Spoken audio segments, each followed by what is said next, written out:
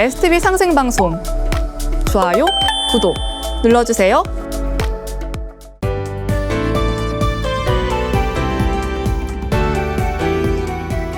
안녕하세요. 톡톡 증산도 시즌3 진행을 맡은 이미향입니다. 최재학 수호사님과 하이루 수호사님 자리에 모셨습니다. 안녕하세요. 안녕하세요. 사람은 누구나 행복을 추구하며 무병장수하기를 소망하는데요. 하지만 코로나19 충격에서 벗어난 지 얼마 되지도 않았는데 또다시 신종 전염병 소식이 들리고 있어서 걱정입니다.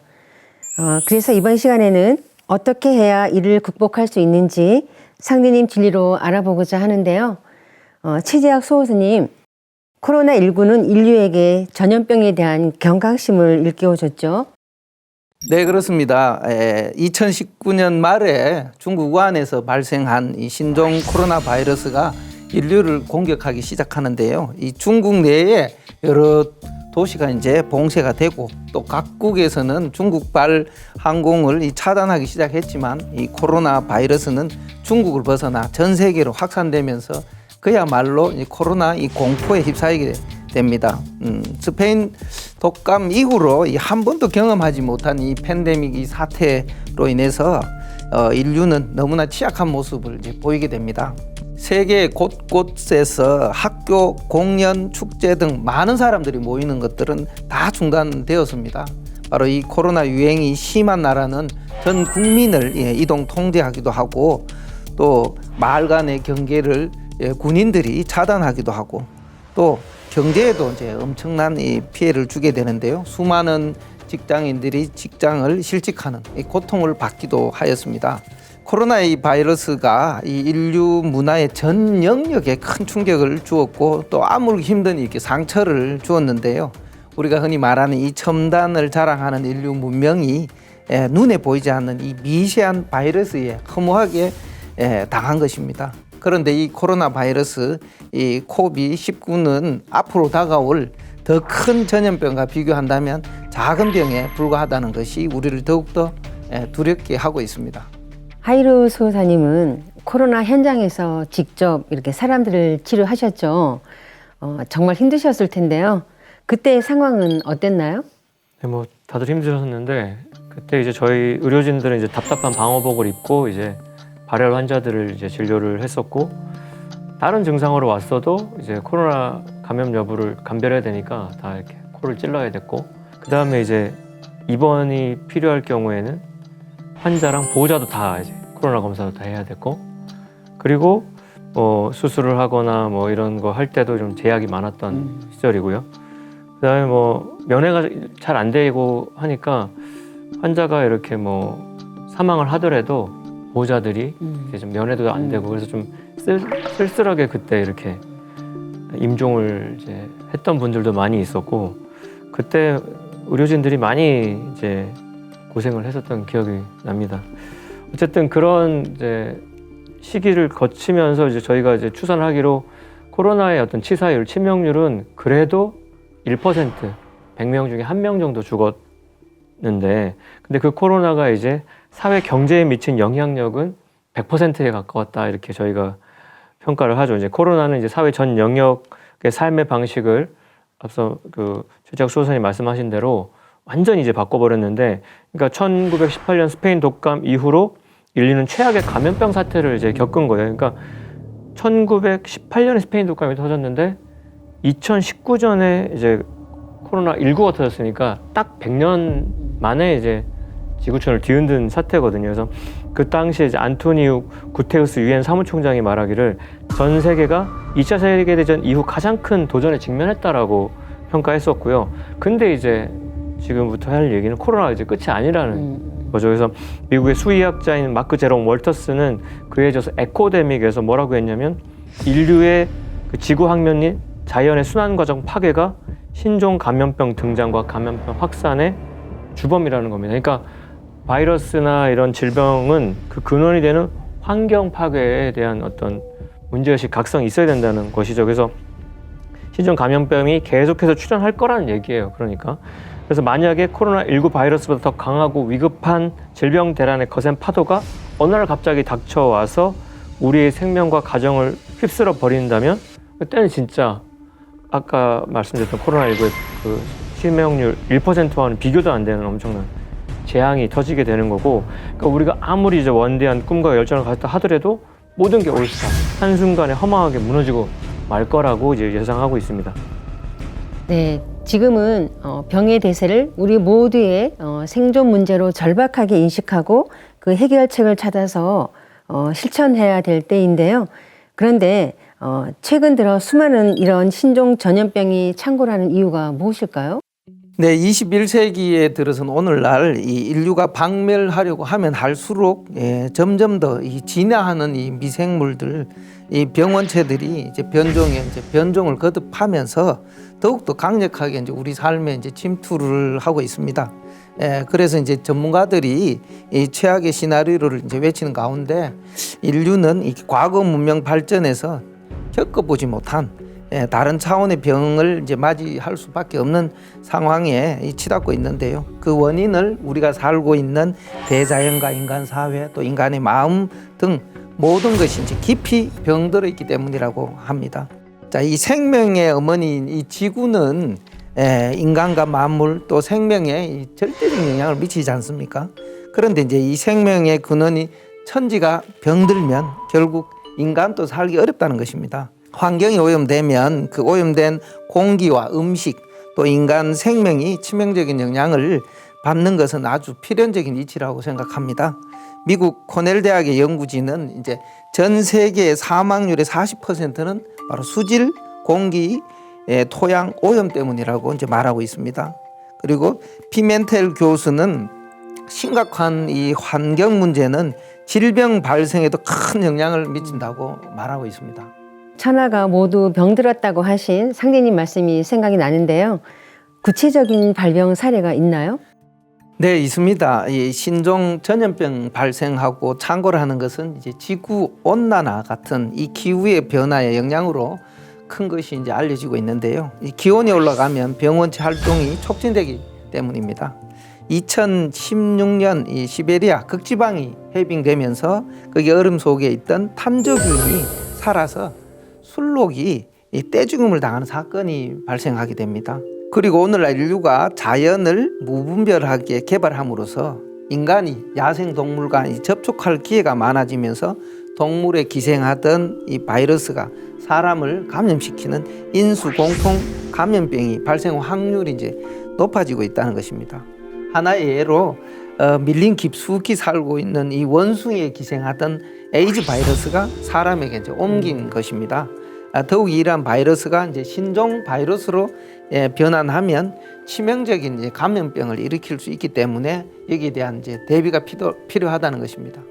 그래서 그런 문제의식에 더해서 저희가 말씀드리고 싶은 것이 인간이라는 존재는 이제 육신과 마음과 영혼으로 이루어져 있고요.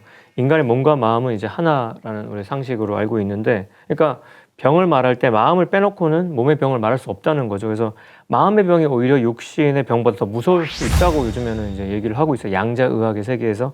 왜냐하면 인간의 몸의 주인이 마음이고요. 마음이 병들면 생명의 바탕인 영혼까지도 함께 병들어서 그게 즉각적으로 몸에 영향을 주기 때문이죠. 그래서 의사들도 요즘에 말하는 게 인간의 병의 90%가 다 마음에서 온다. 시민성이다. 얘기하는 거죠.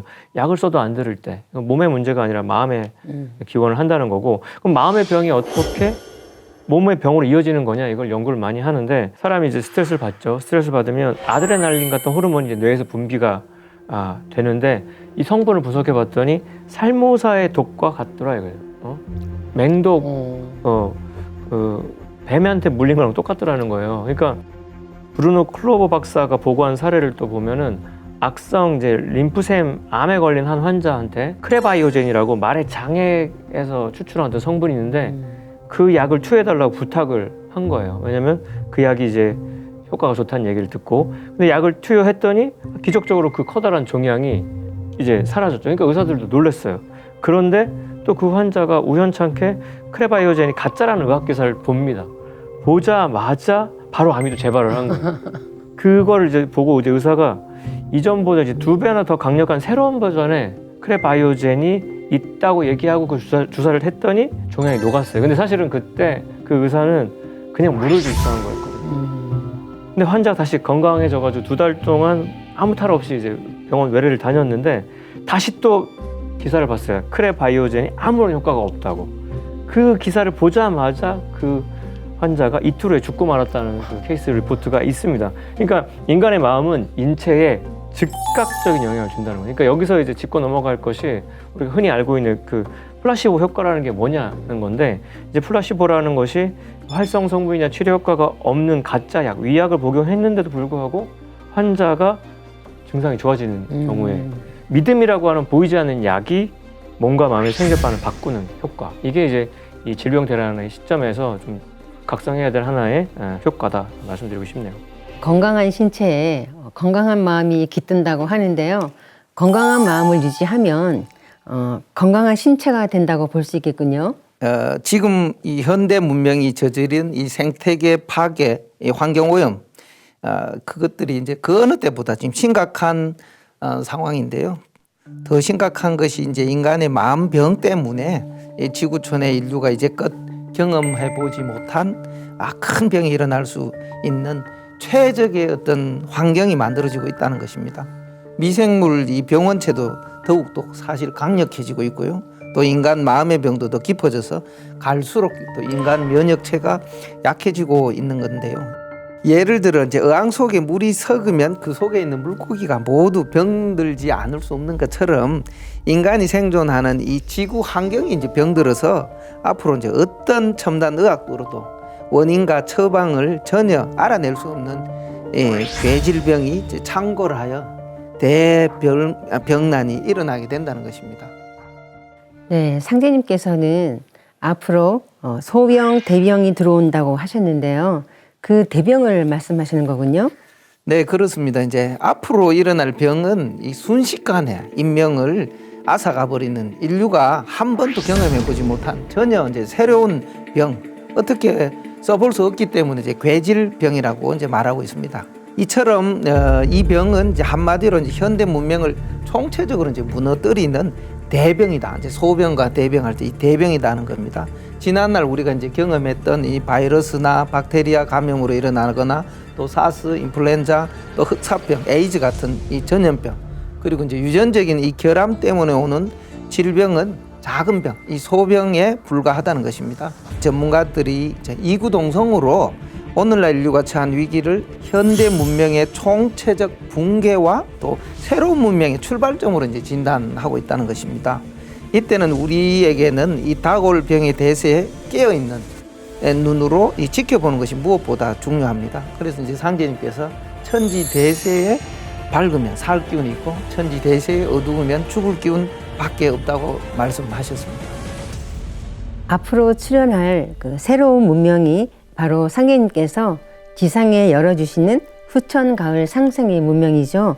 그런데 역사적으로 전염병이 인류 문명을 바꾼 일이 여러 차례 있었다고 알고 있습니다. 네, 맞습니다. 그래서 전염병이 그럼 맨 처음 언제부터 시작됐을까? 그걸 이제 학자들도 많이 연구해 봤는데, 인류가 역사의 첫 걸음을 뗀 바로 그날부터 질병은 인간의 삶과 함께 그 맥을 이어왔다는 게 이제 결론이에요. 그러니까 역사가인 윌리엄 맥닐 교수가 전염병에 대한 책을 쓴 게 있는데, 거기에 뭐라고 해놨냐면 약 1만 년 전부터 대규모 전염병이 인류를 휩쓸었다, 이렇게 얘기되고 있거든요. 그러니까 전문가들은 근데 그 인류의 시원 문명과 함께 발생한 인류사 최초의 그 전염병을 시두로 이제 꼽고 있어요. 시두가 천연두, 두창, 마마라고 불리는 거죠. 시두가 역사상 가장 많은 희생자를 낸 전염병이고요. 그래서 윌리엄 맥닐 교수가 말할 때 전염병은 개인은 물론이거니와 민족과 국가의 운명을 좌우해 왔고, 질병으로 사회가 무너지고 가치관이 붕괴되고 종래의 사회 양식이 모두 박탈되어 의미를 잃어버리게 된다. 그러니까 문명이 이제 질병을 만들고 질병이 문명을 만들어 왔다라고 이제 주장을 합니다. 그래서 인류 역사를 관통해서 봤을 때 고대에서 중세, 그래서 중세에서 근대, 그리고 뭐 근대에서 현대로 넘어가는 문명의 마디, 문명의 전환 과정에는 반드시 전쟁과 더불어서 전염병이 발생해서 가장 강력하게 인류에게 충격을 줘왔다는 건데, 그래서 우리가 세계사를 쭉 거슬러 갔을 때 아테네가 등장하지 않습니까? 아테네의 국력이 가장 왕성했을 때가 기원전 430년 그때인데, 그때 이제 스파르타를 비롯한 그 나라들과 함께 펠로폰네소스 동맹 도시와 이게 전쟁이 일어나요. 그게 펠로폰네소스 전쟁사에도 잘 기록이 돼 있는데 거기에 보면 스파르타가 이제 아테네를 침공을 해가지고 수많은 사람들이 이제 도시의 중심부로 이제 성 안으로 들어오게 되거든요. 근데 그들은 그 좁은 공간에 인구 밀도가 높아지게 된 거죠. 그러니까 덥고 숨막힌 오두막에 비비적거리면서 지내야 됐고 인구 포화 상태로 이제 밀집한 문제 때문에 아테네에 전염병이 들이닥치는데 그때 사람들이 한 번도 겪어보지 못한 증상을 이제 보이면서 죽어갑니다. 그 펠로폰네소스 전쟁사에 보면은 헤로도투스도 직접 자기가 그 병을 겪어서 기록을 하는데 이렇게 써놨어요. 이중의 고통에 시달렸다 사람들은. 그래서 도시 안에서는 사람들이 죽어나갔고 도시 밖에서는 영토를 약탈당했다. 이게 완전 진퇴양난인데 그래서 열이 엄청 심해져가지고 몸에 이제 불이 붙은 듯 했다라고 써 있고요. 심한 갈증으로 분수대를 향해서 뛰어들어 죽었다. 분수대와 우물에 빠져들어 죽었다라고 돼 있어요. 그래서 그때 그런 상황에서 나이든 그 당시 아테네 사람들이 한 신탁을 떠올렸는데 그 신탁의 내용이 뭐였냐면 도리아족과의 전쟁이 벌어지면은 역병이 함께 따라온다라는 신탁이 있었다는 겁니다. 그러니까 예전에 그 선각자들은 전쟁과 질병이 같이 온다는 예언을 계속 이렇게 보고 있었는데 역시나 그 아테네 시절에도 그걸 겪고서 대우각성을 했었다는 경험이 있고, 그러니까 역병이라는 것이 아테네의 군사력을 끝장냈을 뿐만이 아니라 정치 질서랑 도덕 질서를 붕괴시켜가지고 사회가 완전히 이제 해체가 된 거예요. 그리고 아테네는 5년 동안의 역병과 거의 30회에 달하는 간헐적 전투 끝에 이제 몰락했고, 아테네의 뒤를 이어서 이제 지중해의 패권을 장악한 게 이제 로마 제국인데, 이 로마 제국도 전염병의 공격 때문에 쇠락의 길을 걷습니다. 로마 제국이 몰락하게 된 게 또 우리가 앞서 말씀드렸던 시두예요. 실크로드를 타고 동양에서 서양으로 건너온 시두의 창골로 죽게 되는데, 그때 훈족이 매개를 하게 되죠. 훈족의 침입에 의해서 고향을 빼앗긴 민족의 대이동이 일어나고 그 인들이 로마에 들어서면서 전염병이 창궐해서 로마가 운명을 다하게 되는데, 그래서 그 전염병을 일러서 게임 체인저라고 표현합니다. 세상의 모든 판도를 바꾸는 그런 키 역할을 한다는 거죠.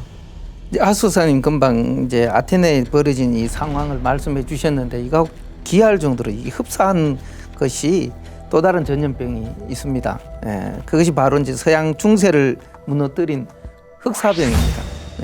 페스트라 불리는 이 흑사병은 또 역사상 최악의 연쇄살인마다 이제라고 할 정도로 인류를 자연의 대재앙의 공포로 이렇게 상기시키는 문화적인 어떤 상징적인 언어가 되었습니다. 본래 이 흑사병은 중국 운남성의 풍토병이었다고 합니다. 이제 13세기 중반에 몽골 제국이 황제 이제 뭉케가 남송 제국을 공격하기에 앞서 교두보를 확보하기 위해서 원래 운남 지방을 정벌하였는데요. 그때 흑사병이 몽골 군사에게 점령된 것으로, 이것이 이제 1300년대에 전 세계에 불어닥칠 급격한 이 기후 변화와 맞물려서 크게 이제 창궐하게 된 것입니다. 그리고 이제 몽골 군대와 함께 이제 북쪽으로 올라간 이 흑사병은 1331년 이 북경에서 이제 대발을 하였고, 북경 인구의 3분의 2가 이 전염병으로 사망하였다는 것입니다. 이 흑사병은 이제 유라시아 이 실크로드를 타고 유럽으로 퍼져나가면서 1350년에 전 유럽에 이제 전염되게 되었습니다. 패스트나 이제 폐혈성 패스트에 걸린 사람들은 아침에 멀쩡하다가 밤이 되면 피를 토하며 죽었는데, 이제 당시 사람들은 이 병을 떼죽음이다라고 불렀다는 것입니다. 이 흑사병은 이게 1347년부터 1351년 사이 이 짧은 기간 동안 맹렬한 위세를 떨치면서 최소한 유럽 인구의 3분의 1, 또 전 세계 7,500만 명의 목숨을 이제 앗아가게 되었습니다. 네, 흑사병으로 인해서 유럽의 중세 시대가 끝나고 근대 시대가 열렸다는 건 잘 알려진 사실이죠. 예, 그렇습니다. 그 당시 이제 교회도 이제 흑사병을 이제 피할 수 없었는데요. 어떤 교구에서는 성직자의 70-80%가 이제 이 병으로 죽게 되자 이제 교황이 이제 탄식 소리가 이제 끝이지 않았다, 이렇게 전하고 있습니다. 이 교회의 권위도 이제 같이 땅에 떨어지게 되는 거죠. 구원을 이 교회가 해준다고 믿고 있었는데 교회 성직자들이 죽어가는 모습들에 많은 사람들이 실망하게 되고 권위가 떨어지게 되었다는 것입니다. 그리고 더욱 중요한 것은 인간의 이제 의식과 태도의 변화였습니다. 흑사병이 인간으로 하여금 이 중세의 기독교 세계관에서 벗어나서 인간의 본질에 이제 눈뜨게 되면서 당시 화가들은 기존의 그림, 천상을 그리던 그런 모습에서 벗어나 인간의 고뇌하고 고통에 빠져 있는 인간의 모습을 즐겨 그리는 풍토가 생겨남으로써 우리 르네상스의 밑거름이 되었고 또 종교 개혁이 일어나는 듯 바야흐로 이제 문명의 대전환이 이제 시작되었습니다. 또한 이렇게 농사짓던 이 수많은 노비들이 이제 죽게 되면서 노동력이 부족해지자 또 임금 상승되게 되었고요. 또 이 노동을 하던 노비들이 귀족의 부와 이 권력을 잠식하게 되는데요. 이제 소장농 또 소지주 또 장인으로 이렇게 독립하게 됨으로써 이제 흑사병은 엄격했던 이 사회 계층 구조를 흔들어서 유럽 이 중세 봉건 사회를 무너뜨리고 이제 근대 자본주의를 발흥시키는 요인 가운데 하나로 작용했던 것입니다. 지난 20세기에도 흑사병에 못지않은 전염병이 대유행해서 인류 문명의 판도를 바꾼 적이 있었죠. 어떤 전염병이었는지 소개해 주시면 좋겠습니다. 네, 맞습니다. 그 전염병을 얘기하기 위해서 2009년으로 일단 돌아가야 되는데 코로나19로부터 10년 전인 2009년에 괴질이 발생을 해요. 그걸 이제 우리 후대 역사가 신종플루라고 얘기를 하고 제가 그때 공보위 마치고 딱 병원에 들어가서 신종플루 전담의사 생활을 해서 이 질병과는 좀 애증의 관계가 있는데 이 신종플루라고 이름 붙여진 이 변종 바이러스는 이제 돼지랑 인간이랑 조류에 기생하는 인플루엔자 바이러스가 돼지의 몸에서 유전적으로 뒤섞여진 거거든요. 근데 전문가들이 그 2009년 신종플루가 발응했을 때 긴장을 놓치지 못했던 까닭이 있어요. 왜냐하면 이 신종플루가 지난 20세기 초 최단기간 동안 엄청난 죽음을 몰고 와서 전 세계를 경악해 했던 스페인 독감하고 같은 유형이기 때문이죠. 그 유형을 H1N1이라고 표현하는데 거기서 말하는 H라는 것이 헤마글루티딘이라고 해서 적혈구 응집소라는 건데 그게 뭐냐면 바이러스가 숙주세포를 뚫고 들어간 열쇠의 번호예요. 그러니까 유형이 똑같으니까 그때 스페인 독감만큼이나 인간의 그 숙주세포를 잘 들어가서 엄청난 어떤 파괴력을 발휘하겠구나 이렇게 긴장을 했었던 거고 실제로 한 시대를 풍미했었는데 그게 이제 1914년에 1차 세계대전이 발발하고서 전 유럽을 휩쓸었던 그 와중에 1918년 초에 프랑스 국경하고 맞닿아 있던 스페인 북부 해안 마을인 산 세바스티안에 독감이 찾아왔어요. 처음에는 그냥 일반 감기 같았는데 한 3개월 좀 지났을 때 전염력이 한 250배 증가돼서 이제 엄청난 위세를 떨치면서 세상을 뒤흔들었는데 전염 경로는 분명치 않지만 독감이 군인들한테 전교합니다. 그러니까 보통 인플루엔자 바이러스는 어린이나 노인들, 노약자들한테 치명적인데 이 병은 유독 20살에서 45살 사이에 젊은이들한테 치명적이었던 건데 그리고 이제 그 병이 1918년 3월이 되니까 유럽으로 이동하는 미군 부대에 도착하고 프랑스에 주둔하는 미군 병사들이 독감을 알아놓기 시작하고 이후에 스페인에서는 국왕을 비롯해서 약 800만 명이 걸리고 영국, 유럽, 미국, 중국, 일본, 아시아 전 세계로 이제 확산이 되게 되죠. 그래서 이렇게 스페인 독감이라고 명명된 이 한 바탕의 사태를 역사가 뭐라고 기록해놨냐면 인류 역사상 최악의 홀로코스트다. 전염병에 의한 홀로코스트라고 얘기를 해요. 그러니까 페레멜 의사들의 그 케이스를 붙들어보면 폐렴 소견을 딱 낸 다음에 2시간이 딱 지나면 얼굴이 파래집니다. 스머프처럼. 그래서 그 미군 기지에 있었던 의사가 뭐라고 보고해놨냐면 청색증이 너무 심해서 그걸 헬리오트로프 청색증이라고 하는데 흑인하고 백인을 구별하기 힘들었다고 얘기해요. 흑인하고 백인을 구별할 수 없을 정도로 다 스머프가 되는 거예요. 그 정도로 진행이 빨랐고 그래서 요한계시록에 보면 페일 라이더라고 창백한 그 기사가 있는데 죽음을 상징하거든요. 이 스페인 독감을 페일 라이더라고 명명했어요. 그러니까 스페인 독감에 감염된 사람이 전 세계 인구 그 당시 18억에서 30% 정도였고 사망자는 5천만 명에서 1억이었다.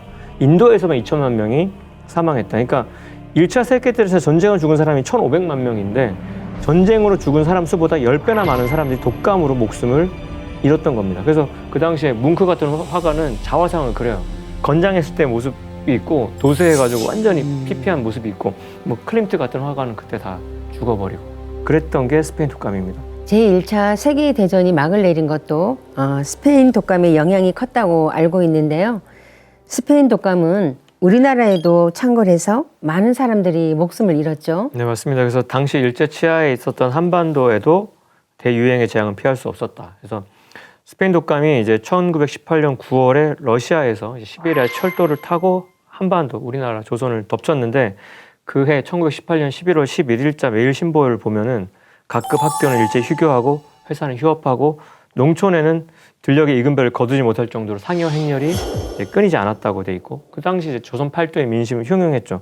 지방 우체국 여러 곳에서 직원이 전멸하였다는 보도도 있었는데 그래서 그 당시 조선 총독부 통계 영감에 보면 1918년 당시에 조선 인구 1759만 명 가운데 약 42%인 740만 명이 스페인 독감, 우리는 서바나 감기라고 했는데 서바나 감기에 걸렸고 이 중에 14만 명이 사망했다는 기록이 있어요. 그러니까 그걸 따져보면 인구 비율로 보면은 126명당 1명꼴로 100명 중에 1명꼴로 이제 죽었다고 볼 수 있는데 그 당시 상해에 있었던 백범 김구 선생님도 백범 일지에 그 서바나 감기에 걸려서 20일 동안 고생했다라고 써놨는데 그 내용을 좀 더 제가 조사해봤더니 병세가 위중해지니까 당신이 죽은 뒤에 시신을 불태워서 재로 만들어서 황해에 뿌려달라고 유언까지 했었는데 상제님이 목숨을 걷어가지 않으셔서 해방을 맞이하셨을 때까지 살아 계셨죠.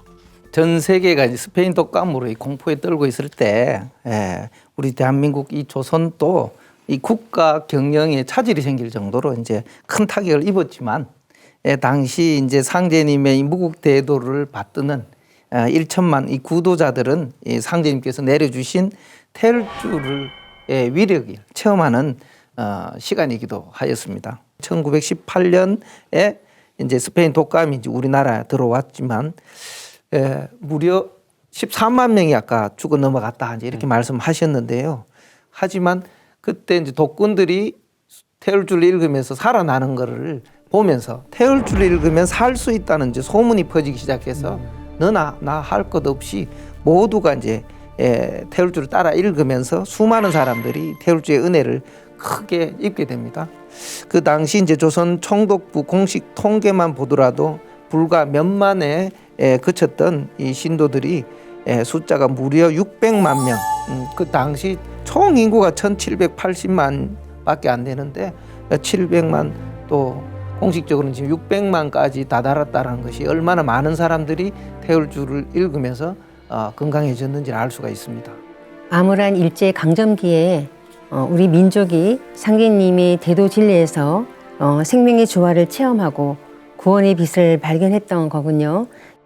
그런데 전염병은 백신이 있어도 고치기 어렵잖아요. 어떻게 태열주를 읽어서 병을 치유할 수 있었던 건가요? 그러니까 지구촌 의학이 최첨단이라고는 하지만 우리가 이제 신종 전염병이 새롭게 창궐할 때마다 전문가들이 나와서 한다는 말, 저도 나와서 했던 말이 딱 세 가지였어요. 사람 많은 곳 피하시고 마스크 쓰시고 손을 잘 씻으라. 요즘에도 그래서 3밀을 경계하라고 돼 있습니다. 밀폐, 밀접, 밀집. 이렇게 밀폐된 곳, 밀집된 곳, 밀접하게 접촉하는 것 피하라는 것밖에 없는데 신종 전염병은 치료제가 개발되려면 시간이 걸리니까 병난 초기에는 믿을 건 뭐냐면 나의 면역력밖에 없는데 태열주가 그 면역력 증폭에 아주 지대한 영향을 끼쳤다는 게 이제 핵심이 되겠습니다. 지난번 그 코로나19 사태에서도 면역력이 강한 사람은 그 병을 쉽게 이렇게 극복한 것을 볼 수 있었죠. 네, 그래서 대표적인 예가 저예요. 저는 이제 병원에 최전방에 있었는데 코로나를 걸린 적이 없어요. 한 번도. 그러니까 그래서 저는 이제 태울주의 위력을 이 21세기에 산 증인으로 얘기를 해드려요.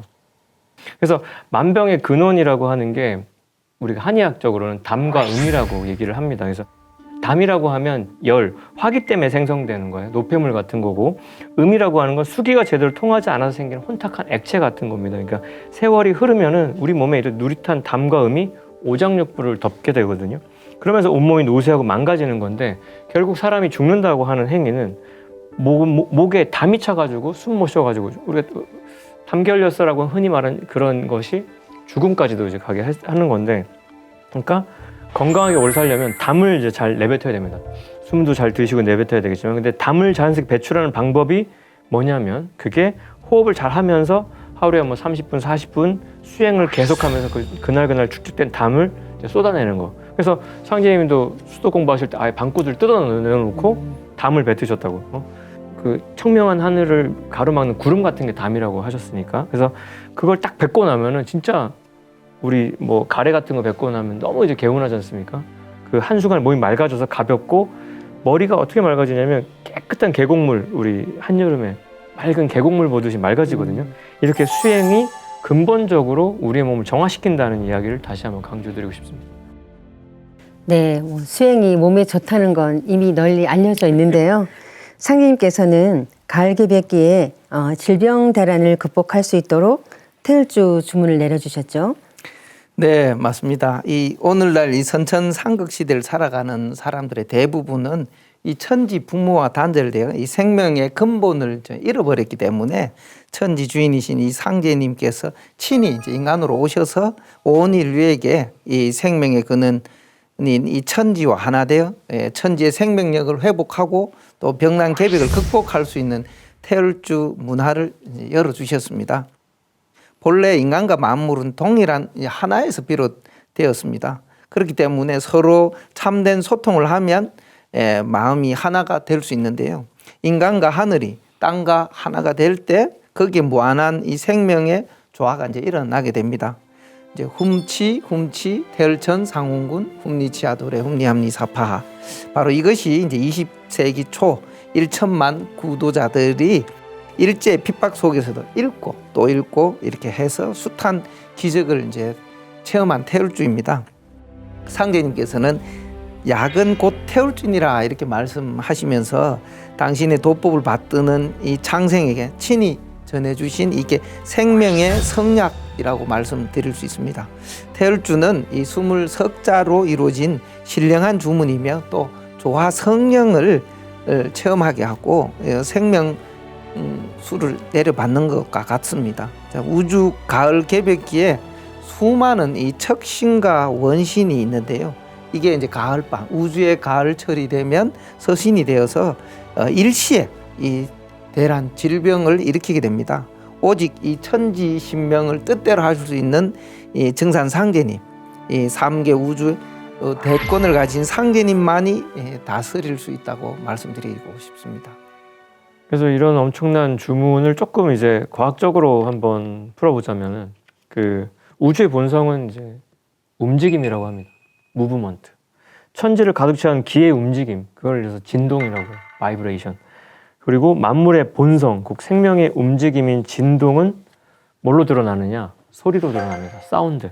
그래서 이 우주의 무브먼트, 그 바이브레이션을 사운드로 바로잡을 수 있는 거예요. 그래서 최근에 연구한 거를 보면 소리로 암세포를 죽이는 치료법이 이제 나왔다는 거죠. 그러니까 스페인 바르셀로나에 사는 수라는 여성이 이제 간암 말기, 간이라고 하는 장기가 한번 이제 경화되고 암이 걸리면 끝장인데, 근데 암덩어리에다가 소리의 에너지를 쏘니까 소리의 파동으로 흔들리는 암세포가 팡! 기포처럼 분해서 파괴된 게 이제 연구가 됐어요. 파괴된 암 조직이 있던 곳에서 또 새로운 세포가 살아나서 간이 소생됐다는 거. 그러니까 이거 의학에서도 놀라워하는 건데, 또 이제 어떤 연구를 보면은 우리 오장육부가 다 소리를 내요. 간은 간대로, 폐는 폐대로. 그러니까 오장육부의 오케스트라, 합주가 이제 건강한 상태인데, 우리가 뭐 저도 밴드 해봤지만 기타랑 베이스랑 드럼이랑 키보드가 악기 연주하는데 처음에 튜닝이 안 되면 불협화음이 있거든요. 각각의 장기 중에 간이 병들어가지고 간이 이제 소위 이제 음이탈을 하게 되면 그 간에다가 정상적인 사운드를 들려주는 거죠. 원래 간에 소리를 들려줬더니 그 조율이 튜닝이 돼가지고 간이 정상화되고, 심장이 엇박자를 부정맥이 있잖아요. 정확한 비트로 뛰게끔 그 비트를 다시 들려줬더니 다시 간이, 심장도 뭐 협심증이나 뭐 심근경색 있던 사람들도 바로 잡히는. 그러니까 막 요즘에는 그런 거 저기 응급실에서 그렇게 어레스트 난 사람들, 뭐 시술, 심근경색 때문에 오는 사람들 막 시술한다고 뭐 골든타임 지키고 하는데, 그게 보편화되면 딱 응급실에 와서 그 소리를 착 들려주면 편안해져가지고 돌아가는. 이제 우리는 이제 그거가 태울주에 압축되어 있다고 얘기하는 겁니다. 그래서 이렇게 소리가 가진 신비한 힘에 대해서 과학이 증거하고 있는데, 태울주 수행이라는 것이, 태울주 주문 수행이라는 것이 우리 몸을 근본적으로 정화를 해가지고 치유하는 거죠. 그래서 괴질 병난에서도 우리를 살릴 수 있다라고 이제 호언장담을 하는 거고요. 주문이라고 하는 게 뭐냐 이걸 다시 한번 봐야 되는데 우주의 생명 근원에서 울려 나오는 신성한 소리예요. 원래 원음 모든 게 바로 잡혔을 때 그 소리. 그러니까 그 소리를 듣다 보면 모든 게 바로 잡히는 거죠. 그 소위 삑살이 난 게 음이탈 났던 것이 바로 잡히는 거예요. 튜닝이 되는 거예요. 그러므로 주문을 소리내서 꾸준히 읽게 되면 그 소리에 감응해서 대우주의 생명력이 내 몸과 마음과 영 속으로 무한하게 흘러 들어오게 되고 나 자신이 생명의 근원 자리랑 딱 이렇게 하나가 돼가지고 주문이라고 하는 게 대우주의 생명을 담고 있는 프리모디얼 사운드 근원 소리들의 조합이라는 거. 이 성스러운 소리 중에서 제일 또 핵심이 옴과 훔인데 그 강력한 치유와 정화의 힘이 들어있는 음절이 또 옴과 훔 중에서 훔이 되는 거죠. 옴의 완성이 훔이니까. 그러니까 훔 사운드가 박혀있는 태울주. 그 태울주의 정화력이라고 하는 것이 의식과 무의식의 경계를 초월해서 우리가 알지 못하는 마음의 그 모든 상처까지도 양파 껍질 벗기듯이 다 이렇게 털어져가지고 완벽하게 복원이 된다는 거. 그걸 강조하고 싶네요.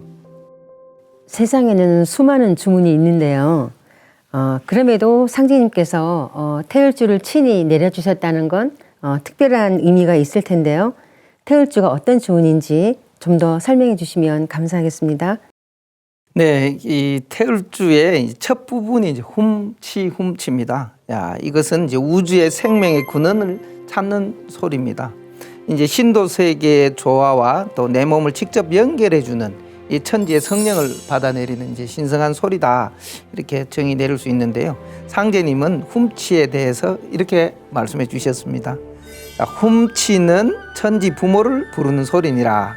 송아지가 어미를 부르듯 창생이 한울림을 부르는 소리요. 낙반 사유는 이 내 젖꼭지를 잘 빨아야 산다는 말이니 천주님을 떠나면 살 수 없다는 말이니라. 자, 우리 인간은 이 태울주를 통해서만 천지 부모의 성령의 존재를 깨닫고 또 생명의 근원을 회복할 수 있습니다. 이 천지 부모님으로부터 우리가 이제 분리되어 있는데 다시 천지 부모와 하나 되게 하는 태일 인간이 되게 해주는 주문이 바로 태울주입니다. 예, 이 태울주 소리를 반복해서 자꾸 읽으면 그 소리가 이제 세포 하나하나에 즉각적인 반응을 줄 수 있는데요. 마치 주사를 맞으면 약기운이 온몸으로 퍼져나가듯이 태울주의 소리에 진동되어 내 몸과 마음 속에 스며들면서 영성이 깨어나기 시작합니다. 나의 의식은 물론이고 무의식 속에 있는 이 전능력까지 성령의 빛과 생명으로 정화되어 천지 부모로부터 받은 내 본래의 마음 또 사물의 내면의 세계를 볼 수 있는 눈이 열리고 또 내 몸속에 신성이 밝아지면서 우주 만물과 신성과 교감할 수 있게 됩니다.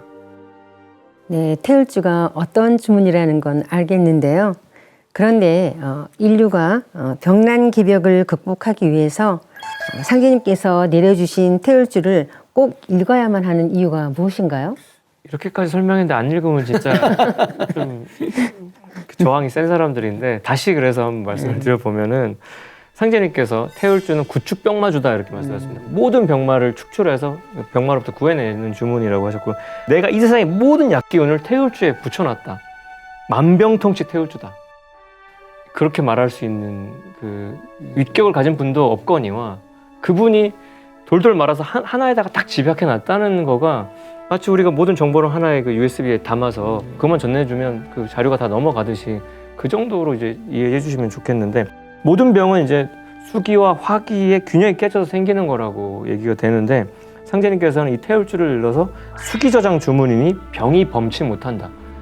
우리 몸에 자동차에 기름이 차야지 움직이는데 그 모든 수기를 착 축장해주는 주문이 태울주라는 거죠. 그래서 태울주가 몸과 마음과 영혼의 모든 병적 혈상을 물리치는 건 물론이거니와 생명 활동의 근원이 되는 수기운을 축장시켜준다, 축적시켜준다. 그러니까 우리 몸의 수와의 균형을 맞춰주는 거예요. 그걸 주문을 한 30분, 1시간 읽다 보면 정말 그 몸에 우리 뇌도 이렇게 공중에 떠 있거든요. 뇌척수액이 이렇게 있어가지고 연두부가 떠 있는 거예요. 우리 순두부가 물에 잠겨 있듯이 그 수기가 도는 게 느껴져요. 그러면 머리가 정말 맑아지는 그런 느낌. 그 수기가 맞춰진다는 게 그런 느낌인데 인체에서 우리가 수기라고 말하면 그게 뭐냐면 골수, 정수, 뇌수, 정자, 난자 인체의 그 에센스들이거든요. 그래서 우리가 의학에서 말할 때 이 흉추가 있고 경추, 요추, 뭐 흉추 이렇게 몸에 뼈대가 되는 게 있고 흉골 이렇게 있지 않습니까?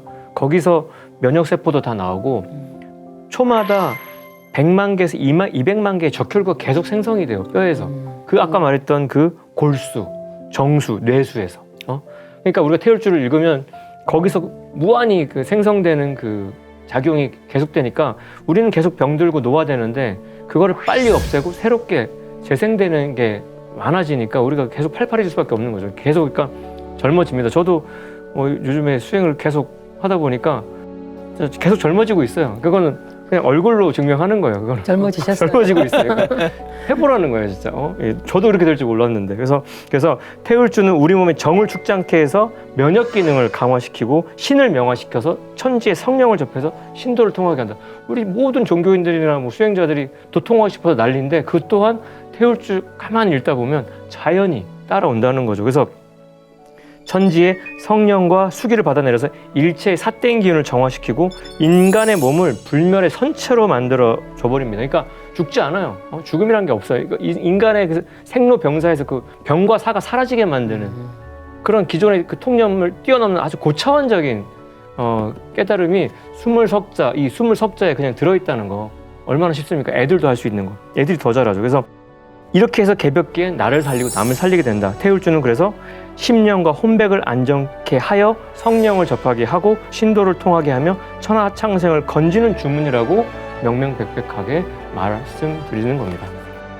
그런데 상대님께서는 질병 대란이 일어나기 전에 이를 알리는 질병이 먼저 터진다고 하셨죠. 네, 맞습니다. 지난 20세기와 지금 이제 21세기를 걸쳐 지구촌에 이미 이제 소병병란은 여러 차례가 있었습니다. 문화 영역에서 이제 이 질병의 파급은 이제 엄청 크게 저희들이 겪었는데요. 앞에서 이제 살펴봤던 것처럼 우리가 이제 경험해봤던 질병들이 최근에 다시 발병을 하고 있습니다. 결핵, 패스트, 말라리아, 콜레라 등 이게 다시 기승을 부리고 있다는 것이 또 걱정이 되고 있고요. 에이즈, 에볼라까지 등 합해서 새로운 병들이 한 30여 종이 새로 생겨났다고 합니다. 이것이 이제 상제님 이 공사에 따라 소병이 이제 크게 다다르면 가을 개벽의 실제 상황으로 몰고 들어가는 또 다른 무서운 병이 터지게 된다는 건데요. 그것이 바로 시두, 천연두라고 하죠. 이게 대폭발이 있게 된다는 겁니다. 바로 시두는 병난 개벽을 몰고 오는 길을 안내자 역할을 한다는 것입니다. 상제님께서는 이 시두에 대해서도 이렇게 말씀해 주셨습니다. 앞으로 시두가 없다가 때가 되면 대발할 참이니 만일 시두가 대발하거든 병겁이 날 줄 알아라. 이 시두는 1960년도 초반까지만 해도 31개 국가에 그냥 풍토병으로 남아 있었는데 세계보건기구가 전 세계에 시두 박멸 운동을 시작하면서 1967년 당시에 이제 감염자 수가 한 10억 명 정도가 되었는데요. 그런데 상제님께서는 분명하게 앞으로 시두가 없다가라는 말씀을 해주셨는데요. 그런데 지금 현재 그대로 1977년 아프리카 소말리아에서 발생한 환자를 끝으로 시두가 더 이상 이제 발병하지 않게 되자 1980년 5월 8일 이제 세계보건기구에서는 지구상에 시두라는 질병은 완전히 사라졌다 이렇게 선언하게 됩니다. 국내에서도 1979년부터 예방 접종을 중단하고 1993년 11월에 제1종 법정 전염병 목록에서 삭제하게 되었습니다. 그런데 상제님 말씀처럼 시두가 초미의 관심사로 다시 역사의 전면에 등장하는 사건이 발생하죠. 2001년 9월 11일 미국에서 일어난 비행기 테러 사건을 우리 9.11 사태라고 하는데요. 전 세계 사람들이 막 생방송으로 보면서 엄청난 큰 충격에 휩싸이게 되는데 그 이후에 이 생화학 테러 위협이 이제 빠지게 됩니다. 이제 시두라는 이름이 다시 이제 공포의 대상으로 떠오르면서 우리나라에도 그 다음에 2002년부터 시두를 다시 법정 전염병으로 이제 지정을 하게 되고요. 그 이후에 이제 매년 시두 테러 대비 훈련을 이제 실시하고 있습니다. 그것은 이 시두 바이러스를 무기로 사용할 가능성이 높아졌다는 거고 또 시두가 재발할 위험성도 높아졌기 때문에 상제님께서 말씀하신 때가 되면 시두가 다시 재발한다 하신 상제님 말씀이 현실화될지 모르는 이 상황이 된 것입니다. 시두가 재발하면 병겁이 날 줄 알아라 하신 이 상제님의 말씀을 보면 시두는 단순한 전염병이 아니라 천지의 병난 개벽을 몰고 오는 전령자라는 것이며 또 시두가 크게 일어나는 것은 가을 개벽에 병난이 임박했다는 것을 알리는 경계 경보로서 또 선천 역사의 끝과 후천 새 역사의 시작을 암시하는 것이라는 것을 기억해 주시면 되겠습니다. 네, 상대님께서는 시두도 태울주를 읽어서 극복할 수 있다고 하셨죠. 네, 지금까지 그 인류를 위협하는 그런 전염병과 질병 대란 그리고 이를 치유하고 극복할 수 있는 태울주 수행에 대해서 알아보았는데요. 마지막으로 정리 말씀 부탁드립니다. 이제 질병 대란을 앞두고 이제 시두라고 하는 신호탄이 있고 그 시두가 곧 터질 것을 암시하는 원숭이 두창, 엠팍스가 지금 대두가 되는 시기를 우리가 통과하고 있고 그래서 보건 관계자들은 코로나19 이후로 엠팍스에 대한 문제의식이 있는 상태로 근데 이 엠팍스도 답이 없거든요. 그때 우리가 다시 이제 세상을 향해서 강조해야 되는 게 태울주 수행이 되는 거죠. 그러니까 상제님께서는 오직 태울주만이 이제 이 천지 부모의 생명력을 온전히 받아내려서 인간 생명의 3대 요소인 마음과 몸과 영혼을 함께 치유할 수 있다고 강조하시고 있고요. 추살병난으로 천하의 모든 의술이 사실 무용지물이 됩니다. 그 의리의리한 병원이 그냥 어찌 보면 그냥 거대한 장례식장이 되는 상황이 될 것인데 그때 그 기운을 내려주는 구원의 성약이 바로 상제님께서 하나님께서 직접 조제해 주신 태울주 도화권이다. 이거를 알고 가셔야 되니까. 그러니까 상제님은 태울주 어떻게 읽어야 하느냐라는 어떤 화두에 오는 잠 적게 자고 태울주를 많이 읽으라. 시험 앞두고 오는 잠 적게 자고 공부는 해봤는데 이 오는 잠 적게 자고 태울주를 읽어야 되는 그런 정신으로 읽어야 된다는 거고 너희들은 읽고 또 읽어서 입에서 흘러넘치도록 하라고 할 정도로 그래서 태모님은 밤이나 낮이나 밥 먹을 때나 일할 때나 항상 태울주가 입에서 뱅뱅 돌아야 한다. 그래서 상제님과 태모님의 도읍을 개성하신 안우산 태상종도사님도 이 태울주가 뭐다라고 할 때 난 태상종도사님의 이게 제일 저는 와닿습니다. 산소다. 우리가 지금 이렇게 얘기할 수 있는 것도 산소 때문에 산소를 안 쉬고 어떻게 사느냐는 거죠. 태울주는 산소와 같다. 몸에 태울주 냄새가 배이도록 숨쉬듯 읽어라. 그렇게 강조했습니다. 그렇게 저희가 태울주를 권해드립니다. 그 서두의 사회자님께서 언급하신 것처럼 이제 인간 삶의 가장 첫 번째 바람이 이제 건강하게 오래 사는 이제 무병장수의 꿈일 것입니다.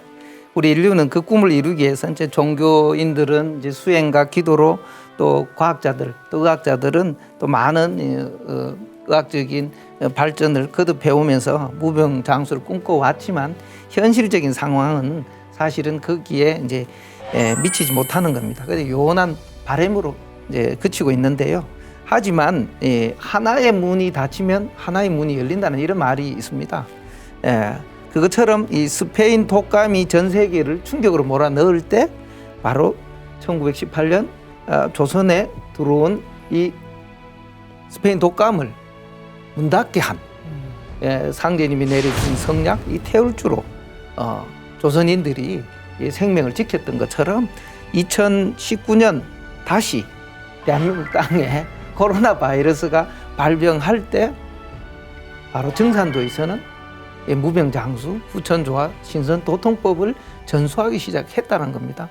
아까 하소사님도 그런 말씀하셨던데 저도 도장에 있으면서 방문자가 있었는데요.